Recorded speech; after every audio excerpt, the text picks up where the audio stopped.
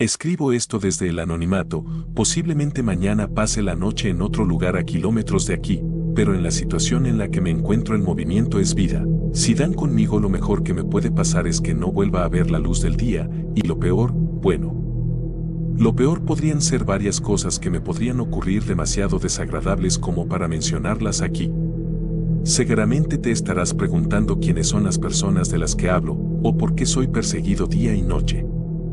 El delito que he cometido y que me ha costado una vida de persecución es saber la verdad, al igual que muchos otros prófugos de la justicia que son perseguidos por las autoridades del Estado. Yo vivía en una ciudad relativamente pequeña, lo máximo que diré será que está, o mejor dicho, estaba en Estados Unidos. Vivíamos en cierto desierto del suroeste del país. No quiero dar más detalles acerca de su localización para evitar más daños a personas inocentes. Si cualquiera de ustedes intenta acercarse mínimamente al perímetro que debe rodear la zona actualmente, será arrestado en el mejor de los casos. Dependerá del nivel de restricción de la zona en la que te pillen, pero te digo desde ahora que podrías perder la vida. Cerca de mi ciudad había una base militar cuyo nombre desconocíamos. Ninguna de las pocas personas que vivíamos allí se había molestado en acercarse a ella. No aparecía en los mapas ni en ninguna versión rudimentaria de los navegadores GPS de aquel entonces. El único contacto que habíamos tenido fue una denuncia a las autoridades debido a que varios habitantes, niños especialmente, sufrieron de extrañas enfermedades que jamás habíamos visto. Ni siquiera los médicos fueron capaces de identificar de qué se trataba. Varios de nosotros sospechábamos que se debía a algún vertido o emisión tóxica proveniente de aquella misteriosa base militar. Con el tiempo llegaron unos hombres del gobierno que se llevaron tanto a los niños enfermos como a sus familias.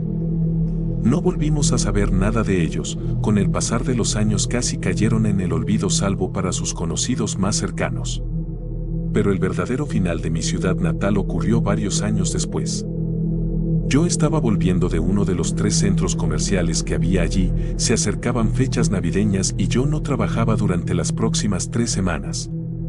Me sobraba el tiempo, así que paré en una gasolinera a comprar comida para el camino.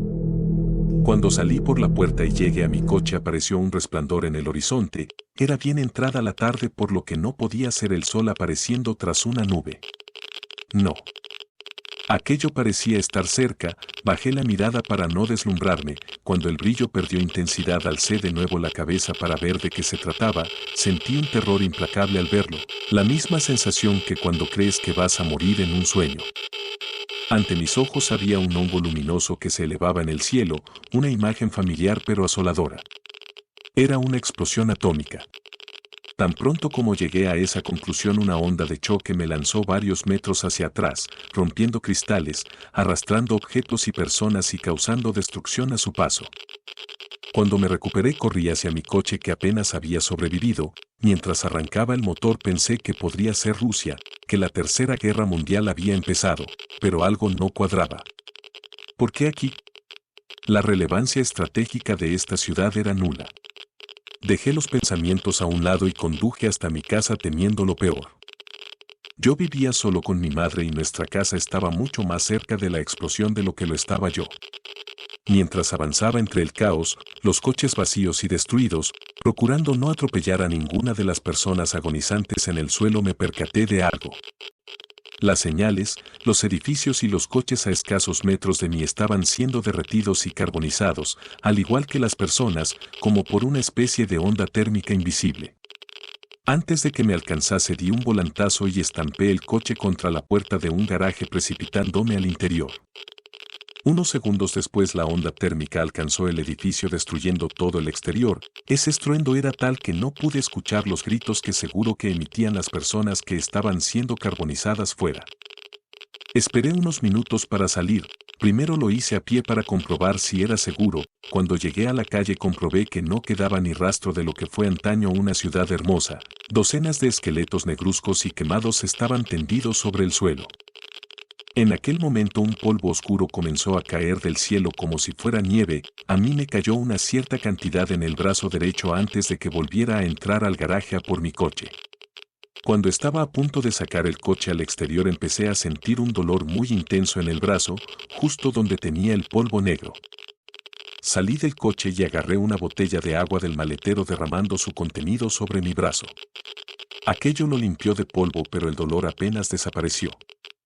Decidí ignorarlo y priorizar el encontrar a mi madre. Conduje por la ciudad destruida, pero cuanto más me acercaba al foco de la explosión y a mi casa, más intransitable era la carretera. En algunos tramos la destrucción era tal que no había calle. Tras intentarlo durante unos 30 minutos, acepté entre lágrimas que mi madre no podía haber sobrevivido. Tras aquello conduje hasta el exterior de la ciudad. Por el camino encontré muchas personas, la mayoría muertas, algunas vivas, pero no pude ayudar a ninguna. La mayoría de los supervivientes tenían el cuerpo lleno de quemaduras y ampollas como las que tenía yo en mi brazo, sus caras estaban desfiguradas, habían sucumbido debido a las ondas de choque y térmicas de la explosión o por aquel polvo oscuro que ahora sospecho que era radiactivo. Tras unos minutos salí de la ciudad, pero a lo lejos observé que la carretera estaba cortada por militares, habían varias familias intentando salir, pero no se lo permitieron. No lo entendí, ¿por qué nos retenían allí en vez de ayudarnos?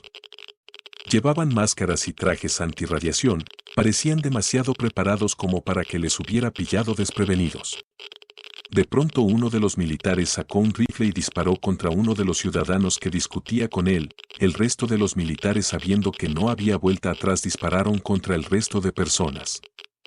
Yo estaba ya demasiado cerca como para pasar desapercibido, pisé a fondo el acelerador y me llevé el control y a varios militares por delante. Sospecho que fui el único habitante que logró escapar.